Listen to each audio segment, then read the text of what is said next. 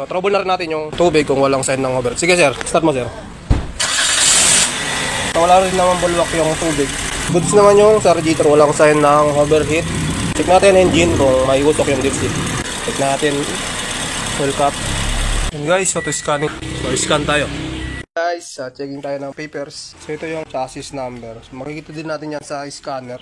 So tamang tama. PA1B1ATF39R4 27736. So parehas na parehas. Try natin ng tools for paints. Check natin interior. Yan yung loob nya. So sariwa naman sa tinakbo pa lang at model ng sasakyan. Sure na sariwa, pero check natin ng maayos. Check natin kung walang flooded history. Check na natin kanina kung walang accident. So flooded history, check natin. Na-check natin general under chassis goods naman. So nakita lang natin for maintenance yung brake cleaning.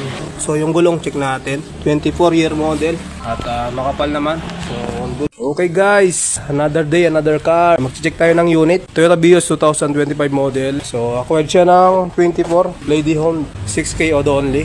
Tingin pa lang sariwa na, pero check din natin ng maayos. So unang-una natin chine-check, siyempre nasa labas na rin tayo yung kanyang exterior. So ayan guys, try natin ng tools for paints. Pag umabot pa siya ng green, ibig sabihin stock at ano pa yung pintura niya, goods. Wala pang accident history or namasilyan or na-repaint. So guys, na-check na natin yung pintura. Check din natin yung battery condition at saka yung alternate condition niya, kung nag-charging and goods yung battery ng unit. Start natin. So trouble na rin natin yung tubig kung walang sign ng overheat. Sige sir, start mo sir. Okay naman yung battery condition, hindi naman siya nag-drop, and charging naman, good charging yung alternator niya. So wala rin naman bulwak yung tubig. Goods naman yung sa radiator, walang sign ng overheat.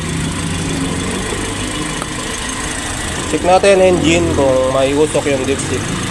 Ito pinakamalaga dito yung usok at saka yung talsik ng langis. So wala naman. Pero subject siya ng change oil. So normal lang sa mga second hand. Check natin fuel cap. Yun, may talsik pero normal lang. Dito nakalocate yung timing components, ang kanyang timing chain. So wala naman siyang usok. So goods.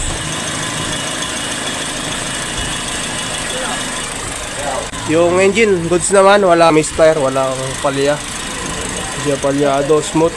Check natin mga fuse kung may sunog or may kulang. So goods naman. Kita natin for change oil. So iti-change oil down nila pag kukunin ng client. So check natin yung coolant.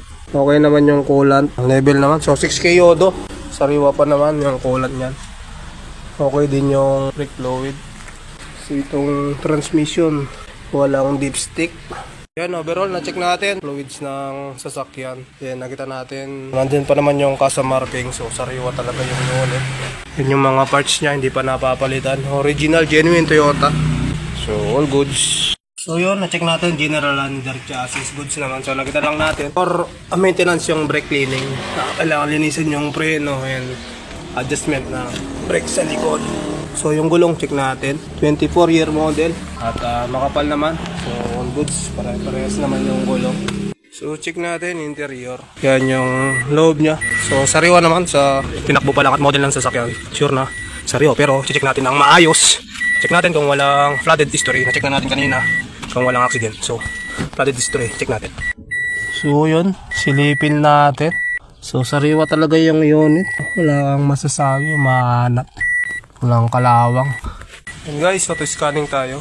So isa sa pinakamalaga, bibili tayo ng sasakyan, lalo na second hand, ay scan tool tayo. So itong sasakyan, mga sasakyan na lumalabas ngayon, karamihan computer na. So tayo hindi natin maintindihan yan. So kailangan natin ng scan tool.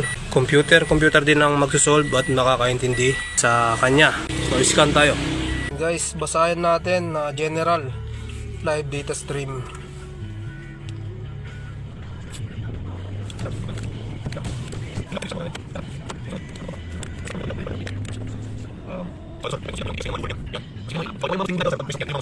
Guys, checking tayo ng papers. So ito yung chassis number. So makikita din natin yan sa scanner. So tamang tama. PA1B1ATF39R4 27736. So, parehas na parehas. And yung ano, tingnan natin engine number. Ito siya nakalocate. Yan, so the same lang. Sinasuggest natin sa pagbili ng second hand car, magkaroon ng kasulatan at ipa-notary sa attorney para in case na may problema, ipa-check sa HPG LTO. May balik natin yung unit, money back guarantee dapat yung usapan pagdating sa papel dahil pinaka-importante sa papel talaga. Kung goods yung unit, baliwala kung may problema sa papel.